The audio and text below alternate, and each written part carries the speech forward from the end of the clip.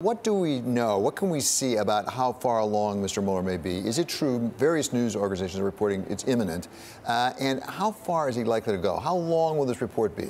So Mueller has enormous discretion about how he writes this report. The Department of Justice regulations that govern the special counsel only require that he has to provide the Attorney General a confidential report explaining his prosecution and declination decisions. So in other words, he could write something very narrow that says, I'm not going to charge anyone further because there isn't sufficient evidence. Or he could write a book-length treatise summarizing all of the evidence and all of his conclusions. It's entirely up to him. Yes, see the case of Ken Starr, which was fairly long, as I recall. But when he does submit it, as I understand it, he doesn't just release it to all of us in the media.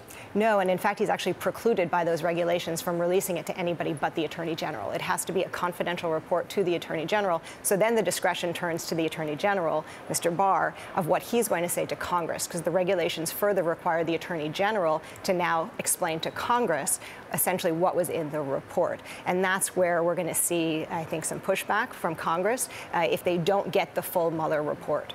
When that report comes out, and however Mr. Barr decides to change it, summarize it, redact it, whatever, and submits it, it still doesn't necessarily end the process because there are other investigations that have maybe been spun off from what Mr. Mueller's been doing, including in the Southern District, your old office here, the prosecutor here. Right. What do we know about what they're looking at?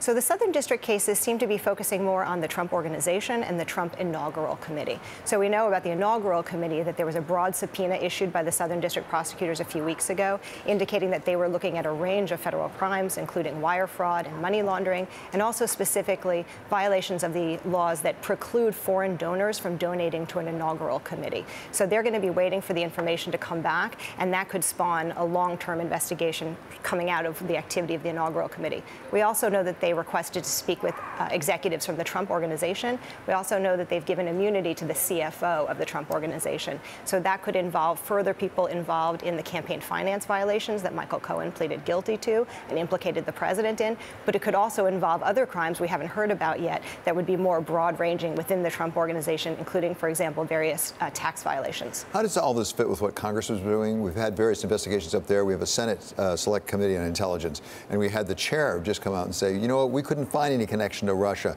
Does that give us some indication that maybe Mr. Mueller didn't find anything either? I think we have to separate the two tracks, if you will. There's Mr. Mueller's track, and then there's the Congressional track. And in fact, within Congress, we have the House and the Senate Intelligence Committees. And they're both going to be hearing from Michael Cohen next week, so that could spawn a whole new area of investigation. But it's premature, I think, for any of the Congressional committees to conclude whether there is or isn't something there. They haven't seen what Mueller has gathered, and Mueller, in a sense, has been pursuing, actually, in every sense, has been pursuing a much more fulsome investigation. The reports have been that the investigations conducted so far by the House and Senate intelligence committees have been fairly narrow, and there hasn't been much follow-up. So I think we're just getting that follow-up now, and I think it's premature to say whether there is or isn't something there. So we have Bob Mueller's investigation, the special counsel. We have the Southern District of New York. We've got, as you say, both House and Senate. And if that weren't enough, we now have Cy Vance, the local prosecutor here in Manhattan, who has said, you know what, he's going to pursue the possibility of indicting Mr. Manafort if, in fact, President Trump pardons him. Now, there's a lot of ifs in that sentence, but that's what Bloomberg is reporting today. How can he do that? Well, so the state of New York is an independent sovereign, if you will, from the federal government. So it has separate criminal authority to pursue charges under New York criminal law.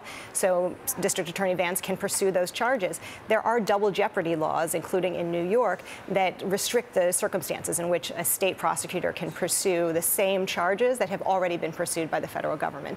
Under New York's law, as long as it's not the same charge, essentially, with same elements as the federal law, there's room to charge under state law. And that's what District Attorney Vance is pursuing, is narrow charges, for example, New York state tax charges that wouldn't be encompassed within the federal charges. And finally, with respect to the president himself, not Paul Manafort, the president himself, what does this all lead to? I mean, you're a professor of criminal law, you're a prosecutor in, I think, the most prestigious federal prosecutor's office in the country.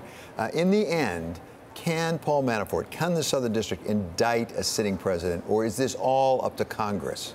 So this is an open legal question that the United States Supreme Court has not decided whether a sitting president can be indicted. There is a legal opinion that was issued years ago in the Department of Justice saying that a sitting president could not be indicted. And that is a legal opinion by the Department of Justice that is not binding law. So it could be revisited. Most observers think that neither the District Attorney of New York, nor Bob Mueller, nor the Southern District of New York are likely to indict a sitting president. But that doesn't end it, because as you said, this is also a political process. The Constitution contemplates impeachment by the House of Representatives to be then tried in the Senate. And so whatever the facts are that Bob Mueller uncovers and the Senate and the House uncover and District Attorney Vance uncover related to the president, there is at a minimum that political remedy. Whether the political will is there or not is a different question, but there is a remedy. And as we saw in the instance of Bill Clinton, impeaching the president is not the same as convicting him. Correct. They're two different things, two different houses of Congress. Okay, thank you so much, Professor. Good to have you here.